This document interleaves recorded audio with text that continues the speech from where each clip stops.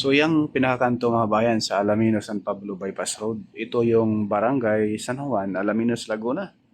Ayan po yung may pula dyan mga bayan. Ayan baba natin, dyan po tayo ngayon mag-update. Itong dalawang tulay ng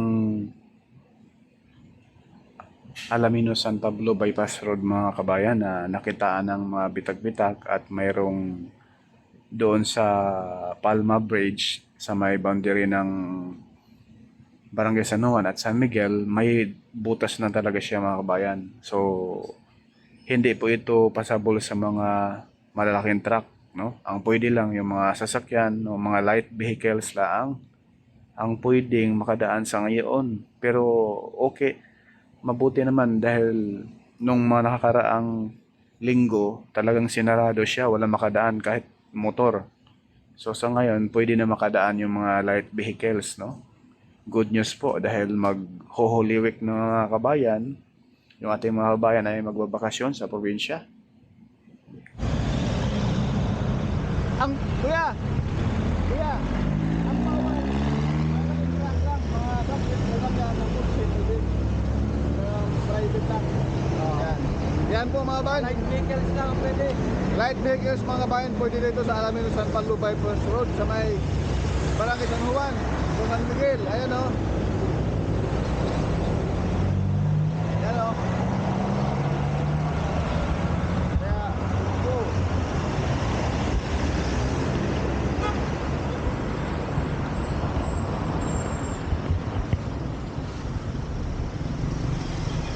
Ganito mga van, pwede. Ito mga pwede. Yan. Ganito mga van, pero yung mga malalaking truck, bawal. May butan ko doon.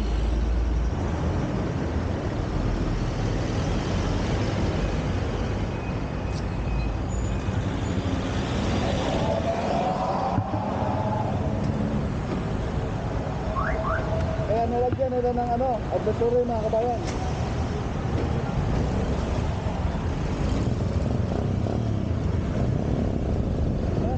Bawal.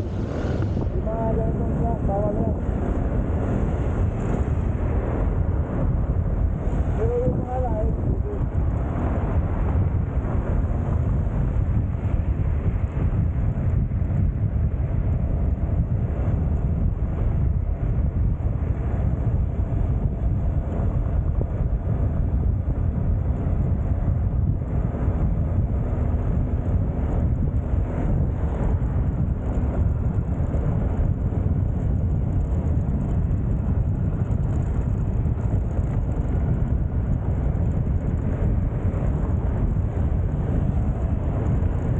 Ayan, ito po yung unang tulay mga bayan na may konting problema po. Ito yung San Juan Bridge, no? Alaminos, Laguna. Ayan.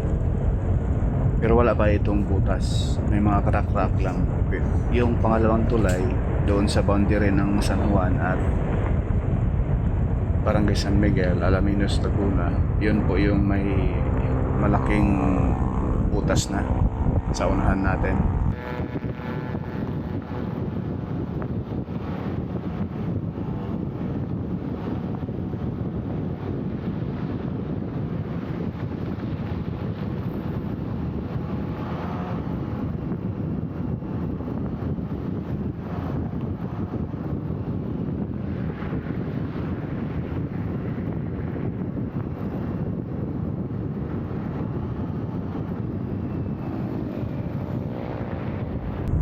Ayan na po mga kabayan, sa ating harapan yung tulay.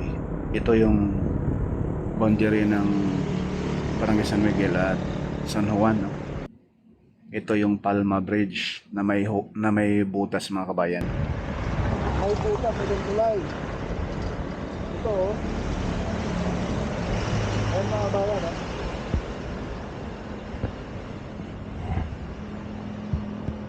Ayan yung butas oh. Yan. Kaya ito sinara. May butas. Ayan oh. Kaya doon sinarado. Ayan ang butas. So ito hanggang doon yan. Doon. Kaya ito yung butas, malaki na. Yan. Bago lang yung tulay na ito mga bayan, no? Kita niyo yan. Kaya ito yung sinara. Dito, ano yan? Ito kahira na yan. Doon. May crack. So isang block na ito, oh. Mula doon, oh. Mula doon, dito. Ang bukas mga bayan. So ito po mga kabayan, itong irang ito yung karugtong ng Alaminos San Pablo Bypass Road. Ito po yung ginagawa pa ngayon na tulay. Sana po ay matibay din ho, ano. So ito yung barangay San Miguel din po ito mga kabayan, pero ito ay sakop sa San Pablo City, Laguna. Yung kaganina, yung may butas na tulay, karugtong nitong Alaminos San Pablo Bypass Road, ito po ay, ayun po ay sakop sa Alaminos, Laguna. So yung Alaminos at San Pablo Mahabayan ay magkadikit laang na lungsod ng Alaminos at city ng San Pablo, no? So ayan po yung baba natin. Yan po ay approaching na po yan doon sa paspasan na po yung paglatag ng semento rito. Ito po yung putol mga kabayan, halos 500 meters ang hindi pa nalatagan ng semento rin eh. So yung kaharap sa ating kamera ay papunta na po iyon doon sa pangalawang tulay na ginagawa rin po. Boundary ng Barangay San Miguel at Barangay Santa Maria, San Pablo City, Laguna.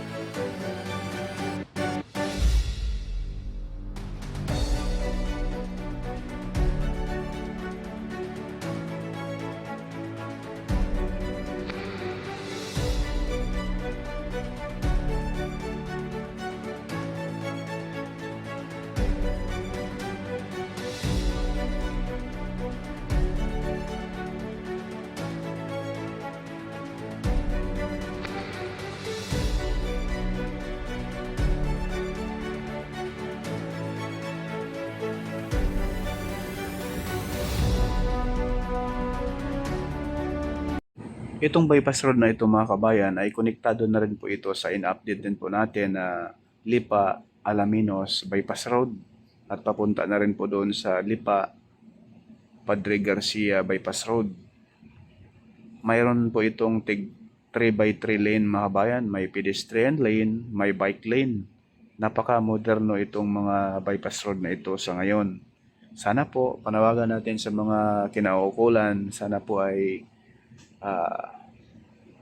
maging matibay sana yung gawa, no? Dahil po yung tulay doon sa Palma Bridge sa may Alaminos ay may butas na. Sana po ay talagang solidong-solido, no? Para hindi bilis masira. So, andito po tayo ngayon mga bayan sa Barangay San Miguel.